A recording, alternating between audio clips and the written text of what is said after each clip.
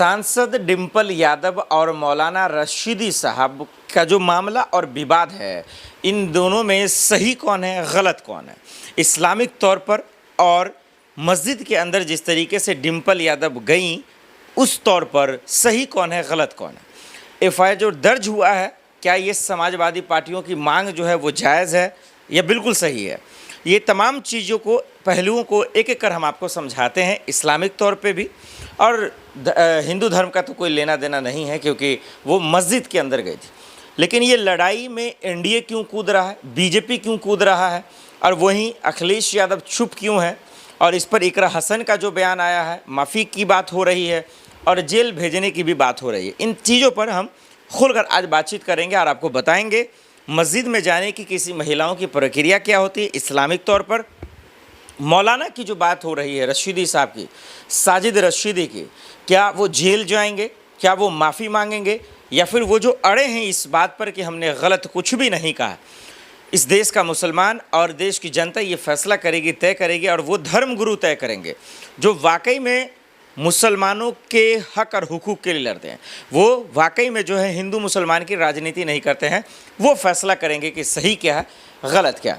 इस वीडियो में शुरू से लेकर अंत तक बने रहिएगा, ताकि ये समझ पाएँ आप कि ये जो टीवी चैनलों पर जो एक मुद्दा मिल गया है हिंदू मुसलमान करने का, और हिंदू को मुसलमान से, मुसलमान को हिंदू से लड़ाने का, और मस्जिद वर्सेस डिंपल यादव की लड़ाई को उछालने का, और मौलाना को जेल भेजने का, मौलाना से माफ़ी मंगवाने का, इसकी हकीकत और सच्चाई आपके सामने रखते हैं। आप खुद फैसला कर लीजिएगा कि कौन कसूरवार है, कौन गुनहगार है, किसे जेल में जाना चाहिए। सबसे पहले पूरा मामला समझिए।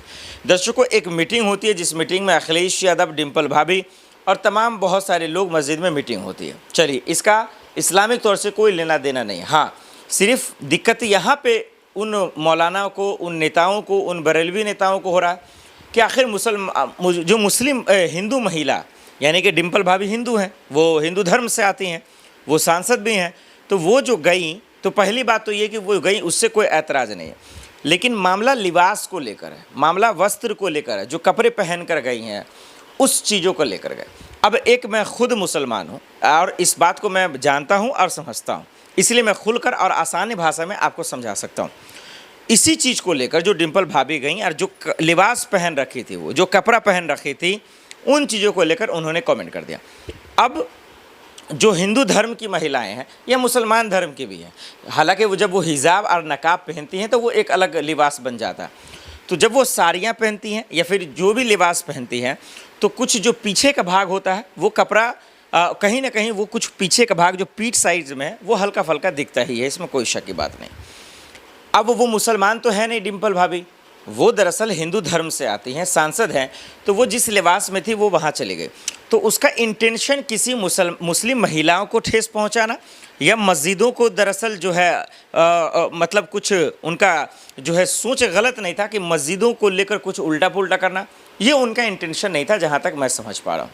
क्योंकि डिंपल भाभी जो सांसद हैं, वो अपनी बात जो है राजनीतिक तौर पर, सियासत तौर पर भी वो उतना ही अल्फाजों का इस्तेमाल करती हैं जैसे कि दूसरे को ठेस न पहुँचे।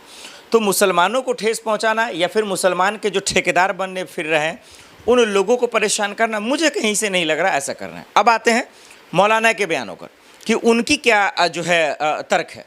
अब मौलाना साजिद रशीदी का ये कहना है कि डिंपल यादव जी जो वहाँ गई मस्जिद के अंदर, तो उनको दरअसल जो है जो लिबास पहन रखी थी वो गलत था। जिन शब्दों का, नंगी शब्दों का जो उन्होंने इस्तेमाल किया, ये क्यों कहा, वो गलत है। अब इन पर एफआईआर दर्ज हो गया। अब ये जेल जाएंगे कि नहीं वो भी हम आपको खुलकर बताता हूँ, गलती किसकी है और मौलाना के कहने का असली मकसद क्या है। आइए अब हम आपको साफ शब्दों में बताते हैं।